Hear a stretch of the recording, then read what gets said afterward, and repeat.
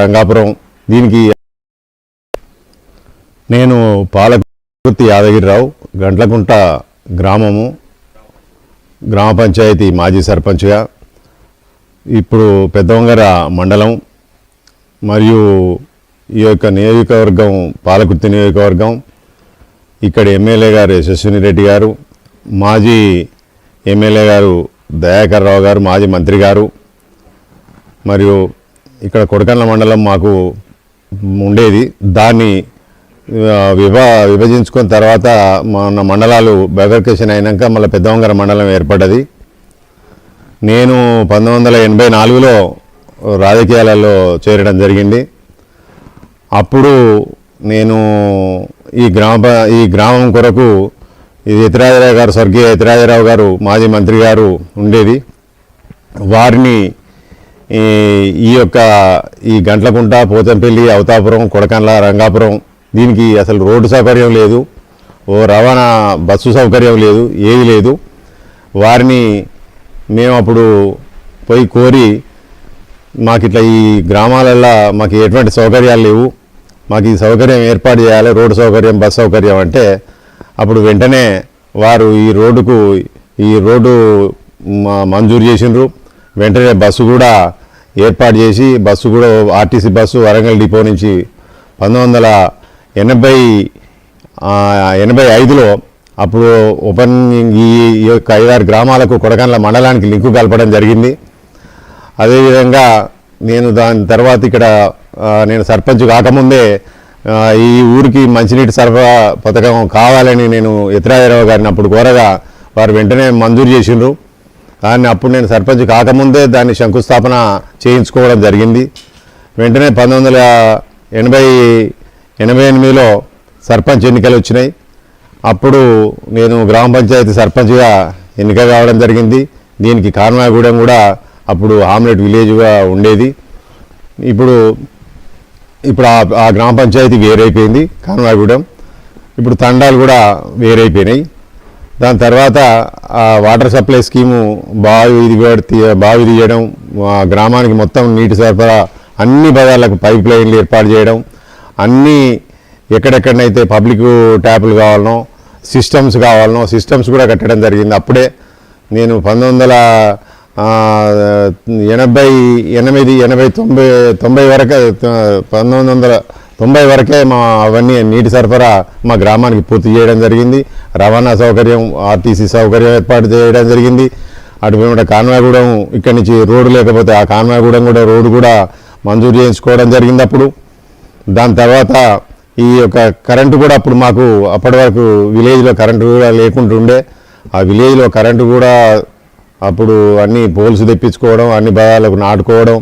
అప్పటి నుంచి అభివృద్ధి కార్యక్రమాలంటే నేను చాలా ముందడుగు ఉండి ఈ గ్రామానికి కావాల్సిన సౌకర్యాలు ఏమేమి ఉన్నాయి అన్నిటినీ కూడా ఏర్పాటు చేసుకున్నాం. అప్పుడు దాని తర్వాత డాక్టర్ సుధాకర్ రావు గారు ఎమ్మెల్యేగా ఉన్నారు. దాని తర్వాత ఇప్పుడు ఉన్న ఎర్రవెల్లి దయాకర్ రావు గారు కూడా 4 పర్యాయాలు ఇప్పుడు ఇక్కడ మా మంత్రిగా ఒక టర్మ్ మంత్రిగా కూడా చేసిండ్రు. దీంతో మాకు గ్రామంలో దాదాపు అన్ని సీసీ రోడ్లు పూర్తి చేసుకోవడం జరిగింది. ఎక్కడ బజార్లో కూడా రోడ్ అనేది లేకుండా, మట్టి రోడ్ అనేది లేకుంటూ ఏమైనా చిన్న చిన్న సందులు 1-2 మిగిలిపోయినాయి తప్ప అన్నీ కూడా వారు మంజూరు చేయడం జరిగింది. దానికి పనిచేసుకోవడం జరిగింది. అదే రకంగా మేము పోయినసారి కూడా చింతల భాస్కర్ను సర్పంచ్గా పెట్టుకున్నాం, గెలిపించుకున్నాం. దాని తర్వాత ఈ గ్రామంలో కావాల్సినటువంటి ఇప్పుడు గ్రామ పంచాయతీ ఆఫీస్ కూడా లేకుంటుండే మాకు.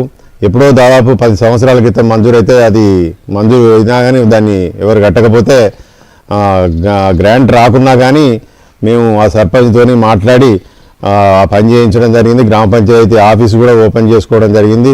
దాన్ని కూడా 2 సంవత్సరాల క్రితమే పూర్తి చేసినాం. మొన్ననే ఓపెన్ అయింది అది. నేను పిఎస్సిఎస్ చైర్మన్గా 1995లో అప్పుడు తీసుకోవడం జరిగింది. నేను ఎన్నిక కావడం జరిగింది. దాని తర్వాత గ్రామాలకు ఉన్నటువంటి అప్పుడున్న అది ఎస్బీఐ కింద అండర్టేకింగ్ ఉండేది. అప్పుడు అది డీసీసీబీ కాకుండా ఉంటే గ్రాంట్స్ రిలీజ్ చేసే విధాలు ఎస్బీఐ చేయకపోయేది. అయినా కొన్ని క్రాప్ లోన్లు కానీ, కొన్ని మోటార్స్ కానీ అవో ఇవో వాళ్ళకు రైతులకు కొంత మేర వాళ్ళకు అప్పులు మంజూరు చేయించడం జరిగింది. దాని తర్వాత అది DCCB ఇవన్నీ మళ్ళీ మారిపోయినాయి. FSCS దాని తర్వాత చేంజ్ అయింది. నేను సర్పంచ్గానే సంతృప్తిగా పనిచేయగలిగిన. ఇప్పటి వరకు కూడా మా గ్రామంలో నేను చేసిన పని ఉన్నదనేది అందరూ అంటారు. మరి ప్రతి ఒక్కరు కూడా ఆ విషయాన్ని అందరూ గుర్తుపెట్టుకునే పనులే నేను కూడా చేసిన. నేను ఏ పని అయితే చేసినా అది ఇప్పటివరకు ఉన్నది, ఎల్లకాలం ఉంటుంది. అదే రకంగా పోయినసారి కూడా సర్పంచ్ని గెలిపించినాక కూడా ఏ బజారు చేయాలి, ఎక్కడ నీళ్లు లేవు, ఎక్కడ ఇవి గ్రామ పంచాయతీ ఆఫీసు లేకుంటుండే ఇవన్నీ కూడా చేయడం, స్కూల్ కాంపౌండ్ విషయంలో కానీ ఎక్కడ విషయాలు అవన్నీ కూడా నేనే కట్టించడం జరిగింది. అప్పుడు క్రాంతి పథకం ఉంటే చేయడం జరిగింది. మా పెద్దవంగర మండలాన్ని కూడా ఏర్పాటు చేసుకోవడం జరిగింది. దానికి చాలా తీవ్రమైన పని కృషి చేసి పెద్దవంగర మండలాన్ని, ఎందుకంటే అది అయితేనే తొర్రూరు డివిజన్ అయ్యేది. అందుకొరకు ఈ మండలాన్ని చేయాలంటే మా విలేజ్ గట్లకుంటూ వస్తేనే ఆ మండలానికి ఆ గ్రామాలు సరిపోతాయి. అట్లా ఈ పక్కనున్న సర్పంచ్లతో కూడా అందరితో మాట్లాడి అప్పుడు దయాకర్ రావు గారు, సుధాకర్ రావు గారు, మేము అందరం కూడా కలిసి దాన్ని ఆ మండలాన్ని ఏర్పాటు చేసుకోవడం జరిగింది. ఆ మండలానికి కూడా అక్కడ స్థలం లేకపోతే ఒక 1.5 ఎకర్ జాగా MRO ఆఫీసు, MDO ఆఫీసు, ఈ యొక్క IKP ఆఫీసు అన్నిటికి కూడా మా ఫ్రెండ్స్తో కొంతమంది మా నాయకులు, కొంతమంది మా ఫ్రెండ్స్ కూడా అందరం కలిసి అక్కడ 1.5 ఎకర్ జాగా మండలానికి మేము గిఫ్ట్గా ఇవ్వడం జరిగింది. దానం వాళ్ళ ఆఫీసులు కట్టుకోవడం కొరకు. ఇప్పుడు అలా MRO ఆఫీస్ కూడా కన్స్ట్రక్షన్ అయింది. ఇప్పటికీ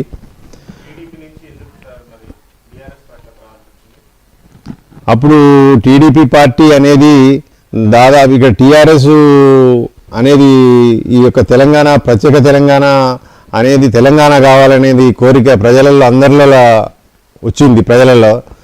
దాంతో తెలుగుదేశం అనేది ఇక్కడ కనుమరుగవుతున్న పరిస్థితులు అవపడ్డాయి.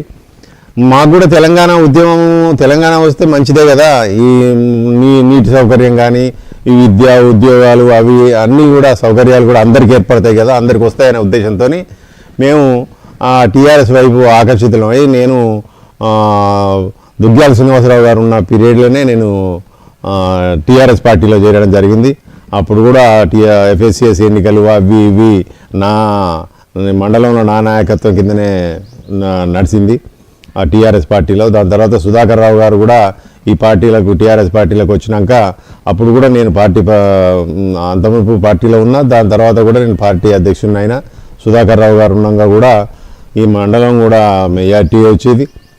దాని తర్వాత ఇప్పుడు మళ్ళీ ఎన్నికలప్పుడు కూడా దయాకర్ రావు గారు కూడా సపోర్ట్ చేయడం, దయాకర్ రావు గారు గెలవడం. దయాకర్ రావు గారు కూడా ఇక్కడ దాదాపు ఏ అవసరాలున్నా, ఏ పనులున్నా అన్నీ కూడా దాదాపు అడిగింది, అది అవసరం ప్రజలకి తప్పకుండా అవసరమైన పనిని మాత్రం ఆయనే చేసుకుంటూ పోయిండు. ఇప్పటి వరకైతే TRS పార్టీ చేసిన పనులు వాటికి ప్రజలైతే ఆకర్షితులై ఉన్నారు. మొన్నటి ఎన్నికలలో ఏదో ఆలోచనతోని ప్రజలు, ఎందుకంటే ఓసారి ప్రజల మైండ్ ఏదో రకంగా చేంజ్ అవుతుంటుంది, కానీ అది అతి స్వల్ప వ్యవధిలోనే మళ్ళీ ప్రజల యొక్క మనసులన్నీ మనసంతా మారిపోయి మళ్ళీ వాళ్ళు రివర్స్లో కూడా మాట్లాడుతున్నారు. ఇప్పుడు మేము ఎందుకు కాంగ్రెస్ పార్టీకి ఓట్లు వేసినాం అనే ఉద్దేశం కూడా ఇప్పుడు వాళ్ళ అంటున్నారు. స్థానికంగా ఇప్పుడు ఇక్కడ ఈ మన దేవాదుల నుంచి వచ్చేది ఒక కాలువ ఉండే, ఇప్పుడు అక్కడ దయాకర్ రావు గారు ఉండగా ఆ జాగ తీసుకొని ఇప్పుడు మాకు ఆ పోతంపల్లి పైనుంచి అటు అవతాపురం ఇవన్నీ విలేజ్లు వాటర్ కవర్ కావడానికి ఒక కెనాలు స్టార్ట్ చేసిండ్రు. దాదాపు కొన్ని అంటే 3-4 వేల ఎకరాలు ఇక్కడ వాటర్ పారేది ఉన్నది. ఆ కాలువ కూడా భూమి సేకరణ కూడా దయాకర్ రావు గారు ఉండగా జరిగింది. దాని డబ్బులు మొన్న వచ్చినాయి, వాళ్ళ ఏవి ల్యాండ్ అక్విజిషన్ అయ్యి మొన్న ఇవ్వడం జరిగింది గవర్నమెంట్. అదంతా కూడా ఇదివరకే జరిగింది. ఆ నీళ్ళు కూడా ఈ సంవత్సరం ఉంటే దయాకర్ రావు గారు చేసే పని ఉండే ఇంతవరకు రాలేదు, ప్రభుత్వం పట్టించుకుంటలేదు. ఇంతవరకు ఆ నీళ్ళు రాక మాకు ఈ పైనుంచి వాటర్ కింది నుంచి పోతుంది ఈ విలేజ్, కానీ కాలువ పైనుంచి లేదు. ఈ యొక్క ల్యాండ్స్ అన్నీ వాటర్ లేక డ్రై అయిపోయి మొత్తం బోర్లు కూడా ఎండిపోతాయి ఇక్కడ ఈ ఏరియా అంతా, అవతాపురం, పోచంపల్లి, గంట్లకుంట. కాబట్టి ఆ కెనాల్ కూడా ఇంతవరకు పూర్తి కాలేదు, అది కూడా కావాల్సి ఉండే. ఇవన్నీ ఇంకా కార్యక్రమాలు వెనుకబడి ఉన్నాయి. ఇప్పుడైతే టీఆర్ఎస్ చేసిన పనులు ఇప్పుడు పెద్దవంగర నుంచి డబల్ రోడ్ అయిపోయింది, బ్రహ్మాండంగా అయిపోతుంది మండల ఆఫీస్ నుంచి. ఇటు కొడకండ్ల గంటకుంట అవతాపురం కూడా అది కూడా డబల్ రోడ్ అయిపోయింది. ఇక్కడ నుంచి కానాగూడెం నుంచి వాగులాల ఇవన్నీ కూడా రోడ్లు కూడా బ్రహ్మాండంగా మళ్ళీ రేపు భవిష్యత్తులో ఇప్పుడంతా ఏ రోడ్డు ఎవరు చేయాల్సిన పరిస్థితి లేకుండా మొన్న దయాకర్ రావు గారు కూడా మంజూరు చేయించడం, ఆ పనులు కూడా అవే అప్పుడు పెట్టిన టెండర్లే పనులు ఇప్పుడు జరుగుతూ ఉన్నాయి, ఆ వర్కులు జరుగుతున్నాయి. కొత్తగా మాత్రం మంజూరైన పనులు అయితే ఇప్పటికైతే ఏమీ లేవు. దాదాపు ఊళ్ళల్లో కూడా నీటి సరఫరా పథకాలు కానీ లేకపోతే ఆఫీసులు కానీ లేదా ఏవైనా కార్యక్రమాలు ఉన్న పనులు అయితే పూర్తిగా దాదాపు టీఆర్ఎస్ ప్రభుత్వంలో జరిగినాయి.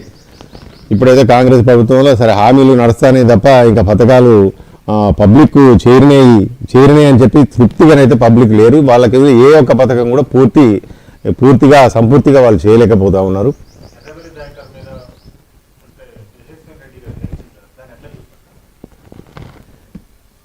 ఇది ఒక్కొక్కసారి ప్రజలల్లో ఏదో ఒక రకమైన భావన వాళ్ళకి, ఎందుకంటే 4 సార్లు ఈయనే ఉన్నాడు కదా మళ్ళీ ఈయనెందుకు ఈసారి కొత్తదాన్ని చూద్దాం ఏంటి అన్నట్టు ఆ టైం పోయిందే తప్ప ఆమె ఏం చేస్తుంది, ఆమె ఏం చేయగలుగుతుంది అనేది వీళ్ళకి తెలియదు, ఆమె ఏం చేయాలో ప్రజలకు వాళ్ళకు తెలియదు. కాకపోతే ఒక మూడులో వెళ్ళిపోయింది జనం, ఏంటంటే ఈసారి అటేసి చూద్దాం అనేదే తప్ప వాళ్ళకి ప్రజలకు నష్టమైంది ఏం లేదు.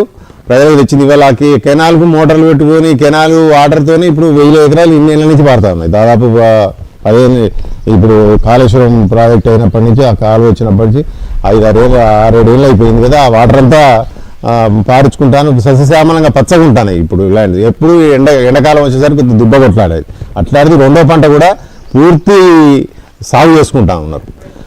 అట్లా పూర్తిగా సాగు అవుతుంది కాబట్టి అది మొన్నటిదాకా కొంత డ్రై అయింది. మళ్ళీ సరే మొన్న దయాకర్ రావు గారు కూడా కెనాల్ నీళ్ళు వదలాలని ఆయన కూడా బాగానే అధికారులు ఎమ్మడి పడ్డారట.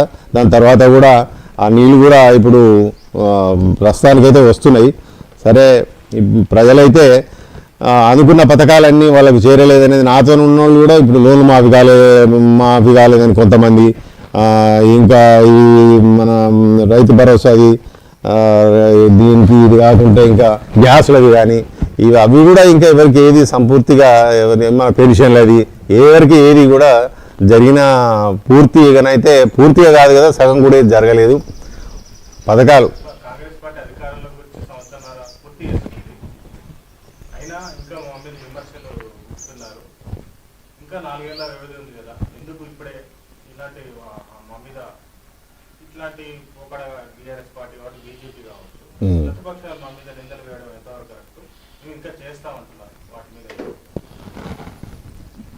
ఏదన్నా ఒక పథకం తీసుకుంటే ఆ పథకాన్ని పూర్తి చేసి ప్రజలకు చూపించినప్పుడు ఇంకో దాని మీద వాళ్ళకు నమ్మకం ఉంటుంది. ఓ పథకం పూర్తి అయిపోయింది ఇది కూడా చేస్తారనేది ఉంటుంది. చెప్పేటి అనేకం చేసేది ఏది కూడా ఒకటి కూడా సంపూర్తిగా లేకపోవడం వల్ల ప్రజలలో ఏది జరుగుతుంది ఏది అంత అయోమయానికి, ఇప్పుడు 1 ఎకరానికి వేస్తామని 2 ఎకరాలకు వేస్తామని రేపు వచ్చింది చూడు రేపటి వల్ల డబ్బులు పడతాయని అంటారు. వీళ్ళందరూ ఎదురు చూసిండ్రు ముఖ్యమంత్రి గారు మాట్లాడినాక, రేపటికల్లా డబ్బులు పడతాయి టక్క అంటే అందరు కూడా ఎదురు చూసిండ్రు. ఈ రాత్రి మరి అందరు ఫోన్లు పట్టుకొని కూర్చున్నారు. తెల్లారి మర్నాడు ఇవాళ ఆదివారం పోతే సోమవారం మంగళవారం ఆయనే ఒక ముఖ్యమంత్రిగా రాష్ట్రానికి ఉండి ఒక మాట మాట్లాడినాక ప్రజలంతా నమ్ముకుంటారు కదా.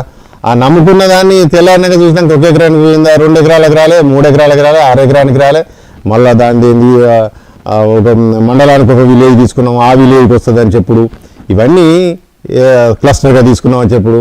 అయితే ఒక మాట ఒక పెద్ద మనిషి ఆయన మాట్లాడినప్పుడు దానికి అది జరగాలి. ఆ పని జరిగినప్పుడు ప్రజలకు నమ్మకం విశ్వాసం కలుగుతుంది ఇంకో పని చేస్తారని. ఒకటే అనుకున్న పని జరగనప్పుడు రెండో దాని మీద అది కూడా ఇప్పుడు ముఖ్యమంత్రి లెవెల్లో మాట్లాడినప్పుడు అందరికీ నమ్మకం ఉంటుంది.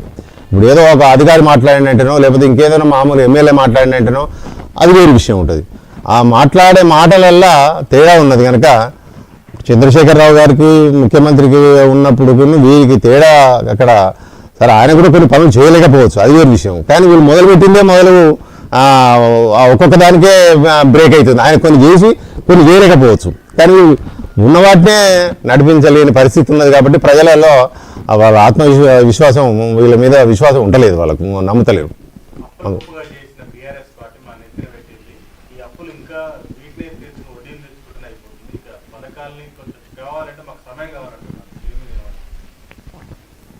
ఇప్పుడు అప్పులు ఇప్పుడు సామాన్య జనానికి మనం చెప్పేటప్పుడే ఆ ప్రభుత్వం అప్పులు చేసింది మేము దిగైతేనే ఇవ్వగలుగుతామని వీళ్ళు చెప్పాలి. సామాన్య జనానికి ఏంది అక్కడ ఉన్నదేమో అనుకుంటారు వీళ్ళు. మరి వీళ్ళు చెప్పిన పథకాల ప్రకారం అంతా ఏమనుకున్నారంటే వీళ్ళు వస్తే ఇస్తారనుకుంటారు, కానీ ఇక్కడ అప్పులు ఉన్నాయి, ఆ అప్పులున్నా మేము ఇస్తాము, లేకపోతే అప్పులు కొంత తీర్పిస్తామని ఇవన్నీ పబ్లిక్ ఓట్లు వేయించుకునడానికి మాట్లాడిన మాటలకు ఆ మాటలు వేరు, అక్కడ ఉన్న పరిస్థితి వేరు. మరి ఆ పరిస్థితిని వీళ్ళకి వివరించి పబ్లిక్ నాయకులు వివరిస్తలేరు కదా. అప్పుడు దాటేయడానికి కొరకు మాట్లాడతారు కాబట్టి ఇప్పుడు ఇబ్బందులు పడతారు. అప్పుడు దాటేయడం కొరకు అవన్నీ వాళ్ళకి తెలుసు, అప్పులు ఉన్నాయి మేము ఇవ్వలేము అని తెలుసుండి మరి ఈ మాటలు మేము ఇవన్నీ ఇస్తామని ఎందుకనాలి. అందుకొరకు ఆ దాటేసుకునే మాటలు మాట్లాడింది కాబట్టి ఇప్పుడు ప్రజలతోని వ్యతిరేకత స్టార్ట్ అయింది. అది అట్లా వస్తుంది అంతే. పబ్లిక్ కేంద్ర బడ్జెట్ అనేది ఇప్పుడు దాని గురించి నేను ఇప్పుడు ఏం చెప్పలేను, ఎందుకంటే దాని రాష్ట్రం ఒక్కొక్క రాష్ట్రానికి ఒక్కొక్క తీరుగా అది పెట్టిండ్రు. మన రాష్ట్రానికి వచ్చింది ఎంత ఏంటిది అనే విషయం వేరు, కానీ ఎందుకంటే అది నేషనల్ వైజ్ ఇష్యూ కాబట్టి నేను దాని పెద్దగా మాట్లాడదలుచుకోలేను. నేను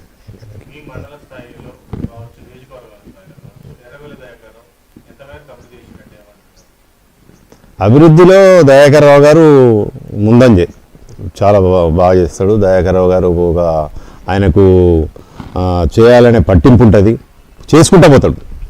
కాకపోతే అడిగినా అడగకుండా కూడా ఓ పని ఇది అవసరం ఉంటుంది అంటే పబ్లిక్ అడగకుండా చేస్తాడు ఆ పని.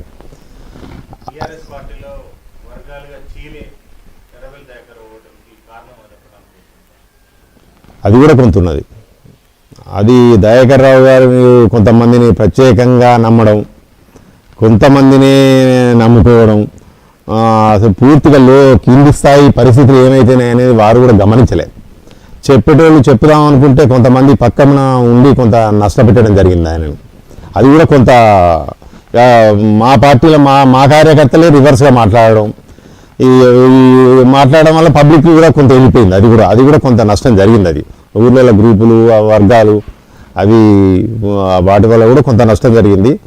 ఇక పబ్లిక్ కూడా కొంత ఈ చేంజ్ ఏదో కావాలనుకుని ఏదో మార్పు అనుకునేది అదొకటి అది కూడా ఉన్నది. అది జరిగింది. అది జరగడం వల్ల కూడా అట్లా ఓటమి కొంత అదొక కారణం కూడా ఉన్నది. అది ఈ ఎస్సీ వర్గీకరణ అనేది సామాజికం వాళ్ళు చాలా కాలం నుంచి కొట్లాడుతున్నారు.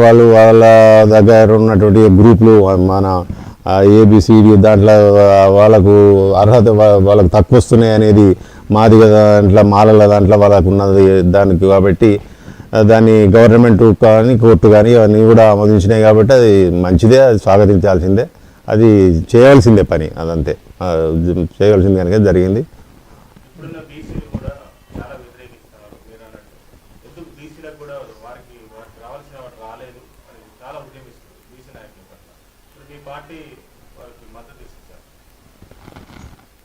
అంటే బీసీ ఎస్సీ ఎస్టీ ఇప్పుడు ఒకటి ఆ ఎస్సీ దాంట్లో వాళ్ళకు కావలసిన వచ్చిన దాంట్లో శాతంలో తేడా ఉన్నది అనేది కొట్లాడిండ్రు, అది వేరు విషయం. ఈ బీసీ దానికి వచ్చేటవరకు బీసీకి ఉండేటువంటి యొక్క రిజర్వేషన్ శాతం ఉండాలి. ఎవరి శాతం వాళ్ళకు బీసీకి ఉండేది బీసీకి ఉండాలి, ఎస్టీకి ఉండేది ఎస్టీకి ఉండాలి, ఎస్సీకి ఉండేది ఎవరి శాతం వారికి ఉండాలి. కానీ ఇదేదో రాజకీయాల కొరకు వాడుకొని మాట్లాడే మాటలు మాత్రం అవి కులాలను తీయడం, ఈ వర్గం అనడం ఆ వర్గం అనడం ఇటువంటి ఏవో చేసి రాజకీయాలు కొంతమంది ఎవరో నేను ముందుకు పోవాలి అనుకొని మాట్లాడడం వేరు. దాదాపు దాన్ని ఏ కులం అటువంటి మాటలు మాట్లాడుకుంటూ ఉంటే అందరూ హర్షిస్తారు, కానీ ఈ కులాలను వేరే చూసే రాజకీయాలు చేస్తే మన దగ్గర ప్రజలు ఆమోదించరు దాన్ని.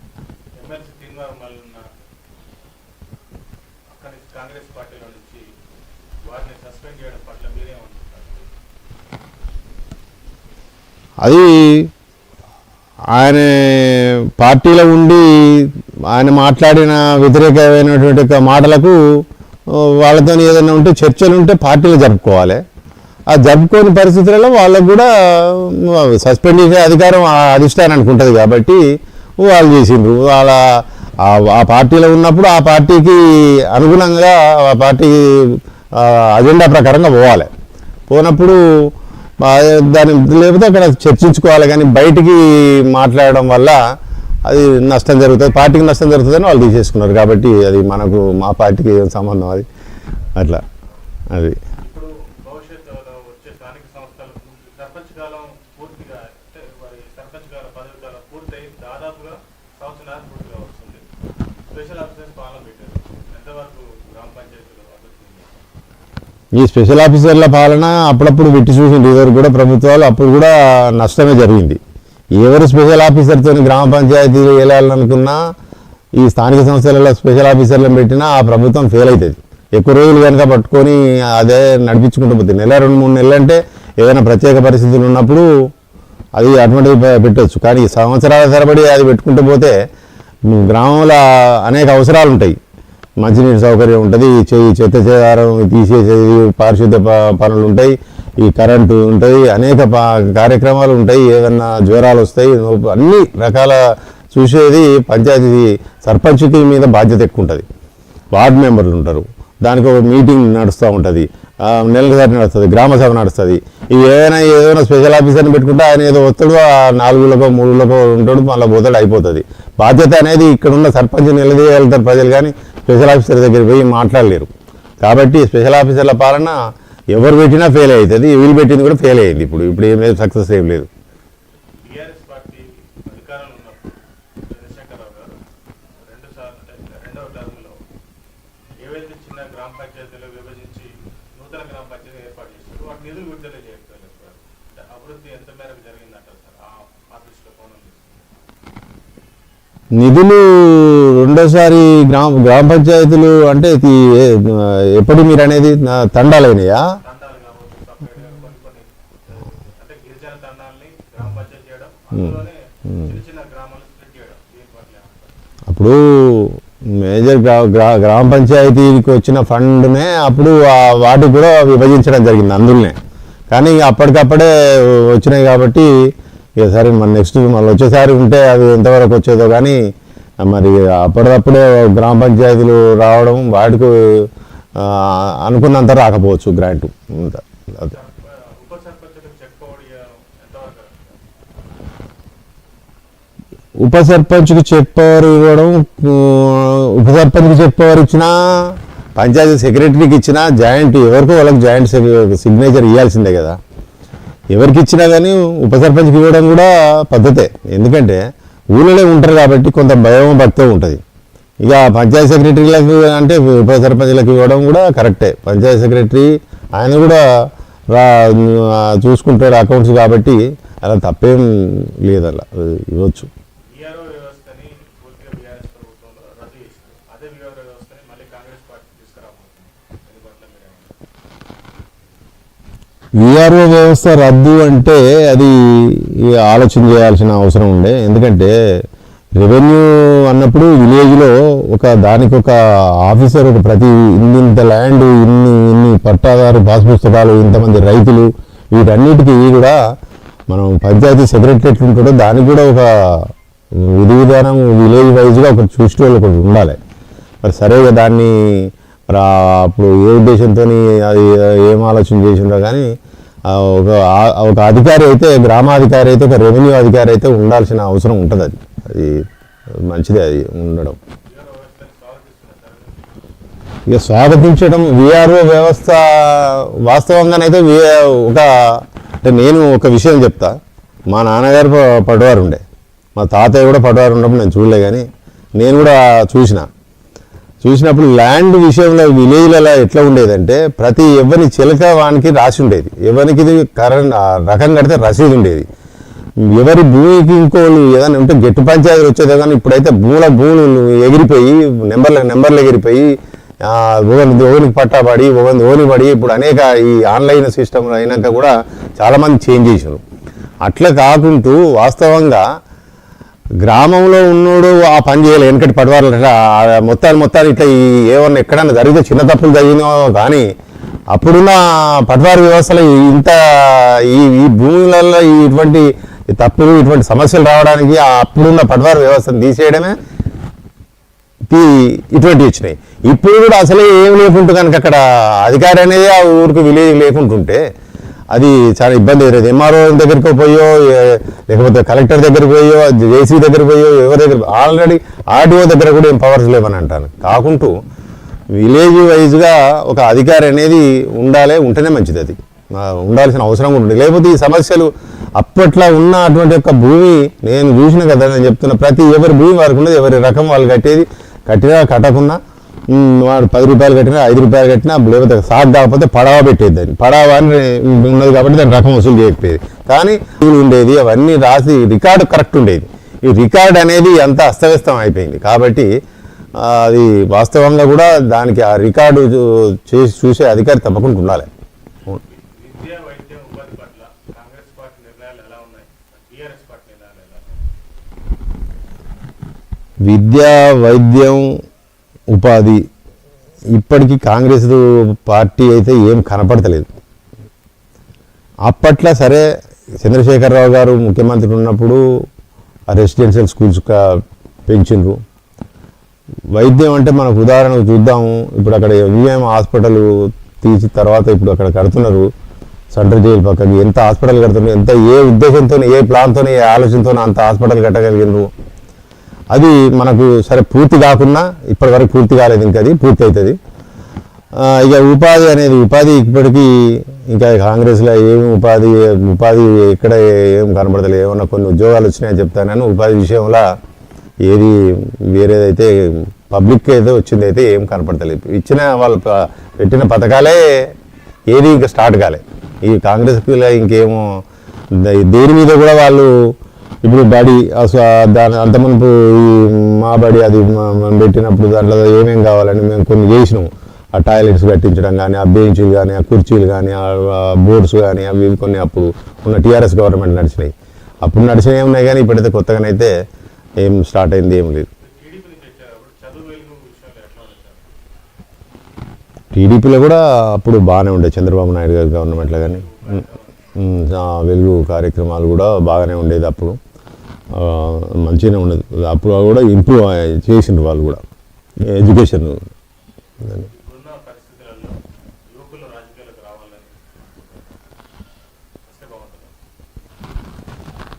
వాస్తవంగా యువకులు రాజకీయాలకు రావాలి. యువకులను రాకపోతే ఎన్నేళ్ళని ముసలి బతుకుంటారు, ఎన్నేళ్ళని చేస్తారు. తప్పకుండా యువకులు రావాలి. కానీ యువకులు రావాలంటే నాకు దాదాపు 20 ఏళ్ళ వయసు నుంచే మేము అప్పుడు ఏమనుకున్నాం, ఈ గ్రామానికి ఏం కావాలి. మేము ఇక్కడి నుంచి కొడకాన్లో పోయి చదువుకునేది, ఇక్కడి నుంచి నడిచిపోయేది. 1 గంట సేపు ఉదయం నడిచిపోయేది, సాయంత్రం మళ్ళీ స్కూల్ వదలగానే 1 గంట నడిచి వచ్చేది. ఒక పూట బళ్ళని వస్తే 1 గంట ఎండలు నడిచి వచ్చేది, మళ్ళీ మధ్యాహ్నమే నడిచి వచ్చేది 1 గంటకు. అటువంటి ఇబ్బంది పడవద్దు, దీనికి రోడ్ వేయించాలనుకున్నాం. మేము నడిచిపోయి దీనికి బస్సు నడవాలనుకున్నాం. మాకు ఆ ఉద్దేశాలు ఉండేది. మాకు ఇక్కడ స్కూల్ కావాలనుకునేది, మనకి ఊరికి నీళ్లు కావాలనుకునేది. ఇటువంటి ఆలోచనలతో ఉన్న యువకులు మాత్రం రాజకీయాలకు వస్తే వాళ్ళకు మంచిది, మన గ్రామానికి కానీ, రాష్ట్రానికి కానీ, దేశానికి కానీ మంచిది. కానీ కేవలం ఏదో ఒక గ్రూపు రాజకీయాలు చేసుకుంటూ వాళ్ళు డెవలప్మెంట్ అనేది వాళ్ళు ఒక ఆలోచన లేకుంటూ, నేను ఇప్పుడైతే కొంతమంది యువతను చూస్తున్నాను, ఎక్కడ కూర్చుంటే అక్కడ సీసాలు పెట్టుకున్నాడు కూర్చున్నాడు. 10 మంది 20 మంది కూర్చుంటారు. అదొక ఈ మన దగ్గర అదే అయిపోయింది. అక్కడ పెట్టుకొని కూర్చొని ఇదే మనం చేసే డెవలప్మెంట్ అనేది కొంతమంది అంత తినుడు తాగుడు అక్కడ కూర్చోవడం, అటువంటి దానికి దూరంగా యువత ఉంటే వాళ్ళ మైండ్ సెట్ మార్చుకొని వాళ్ళు కూడా మార్చుకోవాలి. ఈ ఉన్న యువకులు కూడా మంచి అటువంటి ఆలోచన లేని వాళ్ళు వీళ్ళని వాళ్ళని మార్చి వస్తేనే ఆ సదుద్దేశంతో వస్తేనే ఈ రాజకీయాలకు మంచి జరుగుతుంది, వాళ్ళకు మంచి జరుగుతుంది. కానీ ఆ ఉద్దేశం లేకుంటూ రాజకీయాల్లో ఒక పార్టీలో చేరుదాము, ఏదో మనం ఈ పార్టీలో ఉందాం, లేకపోతే మనకు వాడు గెలిపిస్తాం, వీళ్ళు గెలిపిద్దాం, ఎవడైనా డబ్బులు ఖర్చులు ఎక్కువ పెడతాడా, ఎవరు ఎంత పెడతారు అనే ఉద్దేశాన్ని మొదలు లెక్కేసుకొని వచ్చే ఈ యువకులు ఉన్నా, ఇప్పుడు పెద్దవాళ్ళు కూడా అట్లే ఉంటేనే కొంత నష్టం జరుగుతుంది. యువకులు కూడా రాబోయే రోజులలో అటువంటి దానికి దూరంగా ఉండాలి. ఏది ఆర్థికమైనటువంటి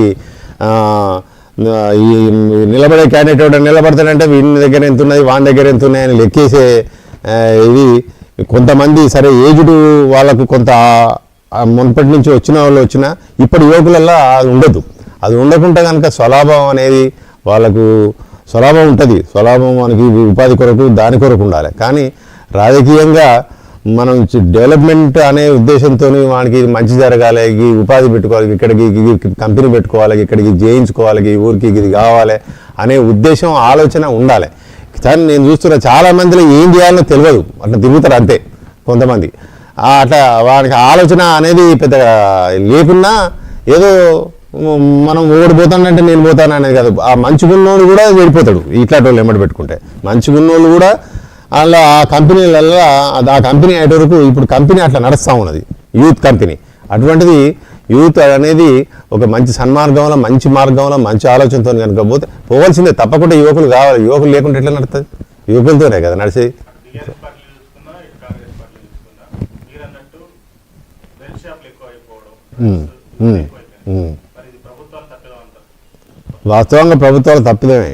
ఈ బెల్ట్ షాపులు అనేటి ఏ ప్రభుత్వం చేసినా ఆ ప్రభుత్వం కానీ ఈ ప్రభుత్వం కానీ దాన్ని ఒక ఆదాయంగా చూసుకోను. లేకపోతే ఈ విలేజ్లల్లో ఇప్పుడు నేను ఉదాహరణకు లెక్కేస్తే మా ఊరు నుంచి ఒక 50 లక్షలు పోతాయి, 50,000 పోతాయి రోజుకు. ఏది బ్రాండ్ షాపులకు ఎన్ని షాపులు ఉన్నాయని లెక్కేస్తే ఒక 50,000 రూపాయలు ఈ ఊరు నుంచి కడతాను రోజుకొక్కటికి. నెలకు 15 లక్షలు కడతా ఉన్నాం ఈ తాగేటోళ్ళంతా. మరి ఈ రకంగా చేసుకుని ఎక్కడ షాప్ పెట్టొద్దనద్దు అని, ఎక్కడ బస్ స్టాండ్ దగ్గర షాప్ పెట్టినా వద్దనద్దు, వాడు బవాళ్ళ పెట్టినా వద్దనద్దు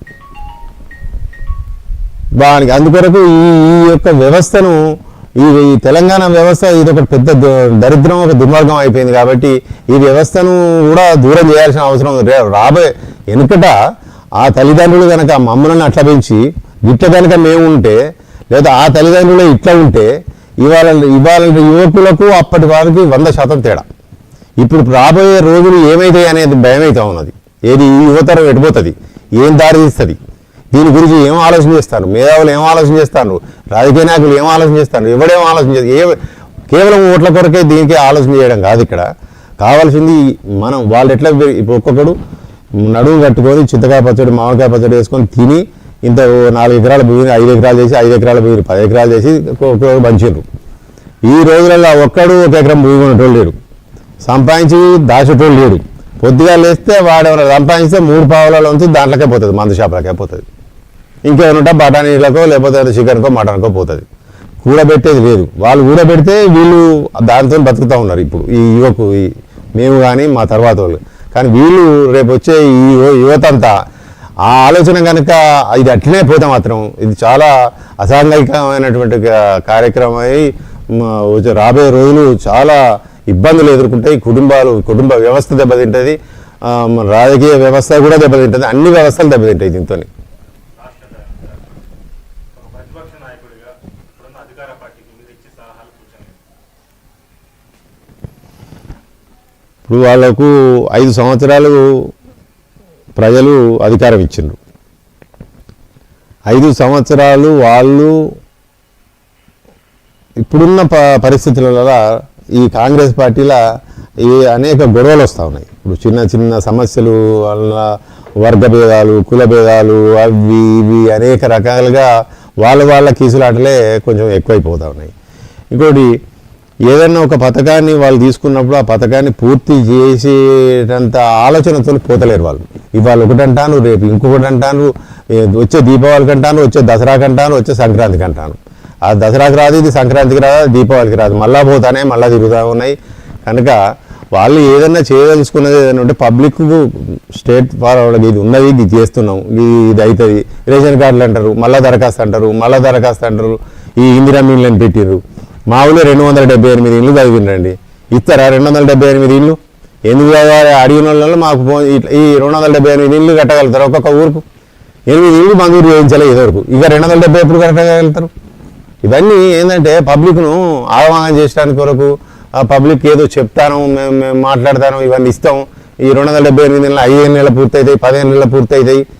ఇప్పుడు లాంగ్ టర్మ్ 10 ఏళ్ళు 20 ఏళ్ళు మేము ఈ పని చేస్తామని చెప్పేది ఈ ప్రజలు అంత ఓపిక కూడా వీళ్ళకి ఉండదు. ఏదన్నా ఉంటే ఇంతకాలం అది వేరు, పెద్ద ప్రాజెక్ట్ ఉన్నది, ఆ ప్రాజెక్టు దీన్ని ఏళ్ళైతే పూర్తి అవుతుంది అంటే వేరు. వీళ్ళకు ఉపాధో వీళ్ళకు రేపు అందబోయేదో వీళ్ళకు రేపు ఉచితంగా ఇస్తారన్న పథకమో వీడి జేబులకు వస్తుందా లేకపోతే పుట్టలకు వస్తుందా? బియ్యం అయితే రేపు ఈ నెల బియ్యం ఈ నెలకు రావాల్సిందే, ఈ పైసలు ఏమైనా ఇస్తారంటే రావాల్సిందే జేబులకు. ఇట్లా వాళ్ళు ఆలోచన చేసి ఏదైతే ఇవ్వగలుగుతామో ఏదైతే చేయగలుగుతామో మాట ఏది మాట్లాడతారో అదే మాట్లాడుకుంటా వాళ్ళ దాంట్లో ఉన్నటువంటి భేదాలు లేకుండా కనుక అట్లా పోయి చేస్తే ఏం చేస్తారో ఈ 4-5 ఏళ్ళు కూడా వాళ్ళు చేసే పరిస్థితి ఏం అవపడతలేదు. కానీ నాటువంటి వాడు చెప్తే మంచి వాళ్ళు వాళ్ళకు లేరా మేధావులు ఉన్నారు, మంచి గొప్ప రాజకీయ నాయకులు ఉన్నారు. కానీ వాళ్ళందరికీ తెలుసు దాన్ని ఎట్లా నడుపుతారనేది. ఇక అది వాళ్ళు ఇన్ని సంవత్సరంన్నర అయింది, ఇంకా సంవత్సరంన్నర నుంచి కూడా వాళ్ళు ఒక సరైన లైన్కి రాలేదు. అదేదైనా ఉంటే వాళ్ళు చర్చించుకొని మాట్లాడుకొని వాళ్ళు చేయగలిగే పని చేయాలి. ఏదైనా ఒక పని పూర్తి చేసినాం అని చెప్పుకుంటే పబ్లిక్ నమ్ముతారు. స్థానిక సంస్థల ఎన్నికల్లో టీఆర్ఎస్ పార్టీ బీజేపీతో పొత్తు కుదుర్చుకుంటున్నారు. ఇప్పుడు బీజేపీ, కాంగ్రెసు, బీఆర్ఎస్ ఈ 3 దానికే ఉంటాయి. కానీ ఈ బీఆర్ఎస్ ఇప్పుడు దేనితో పొత్తు కలిసే పరిస్థితిలో లేదు. ఎందుకంటే మొన్నటిసారి కూడా మా ఎంపీ సీట్లు గెలలేదు కాబట్టి మాకు ఏం లేదనే ఉద్దేశం వాళ్ళు అనబోతారు. కానీ స్థానిక సంస్థల ఎన్నికలలో అట్లుండదు. స్థానిక సంస్థలలో మేము బీఆర్ఎస్ తరఫున మేము 10 సంవత్సరాలలో ఇట్లా సర్పంచ్లను పెట్టుకున్నాం, ఎంపీటీసీలు, జడ్పీటీసీలు అనేక పనులు చేసినాం. మేము చేసిన పనులు ఉన్నాయి. మేము బజారుకు పోతే పలానా నాయకుడు వచ్చిండనంటే నువ్వు చేసిన పని ఉన్నది ఇప్పుడు చేస్తాడనే నమ్మకం మా మీద ప్రజలకు ఉన్నది. కనుక బీఆర్ఎస్కు రేపు అవకాశాలు ఎక్కువ ఉన్నాయి. ఎందుకంటే ఇక బీజేపీ అనేది ఇప్పుడు స్థానికంగా లోకల్ బాడీస్లో అది ఇంతవరకు అది లేదు కాబట్టి దాని గురించి మనం చెప్పాల్సిన అవసరం లేదు. వాళ్ళ అది వేరు. ఇక కాంగ్రెస్ అధికారంలో ఉన్నదనేది ఒకటే చెప్పుకున్నాడే తప్ప అధికారం ఉండి ఈ పని చేసింది, ఈ పని చేయగలుగుతా, ఈ పని చూపించడానికి వాళ్ళు చూపించుకునే పని లేదు. కానీ మాకున్నది కనుక మేము చేసినాం కనుక బీఆర్ఎస్ పార్టీకి రేపు స్థానిక సంస్థలలో అత్యధిక సీట్లు వస్తాయి అనేది మాకు నమ్మకం ఉన్నది. ప్రజల నుంచి కూడా వాళ్ళ మాట కూడా వస్తున్నది, బయటకు వస్తున్నది. మేము అనేదే కాదు, వాళ్ళ నుంచి కూడా వస్తున్నది. అట్లా పొత్తులు అనేది ఏం లేదు, ఉండదు. దాదాపు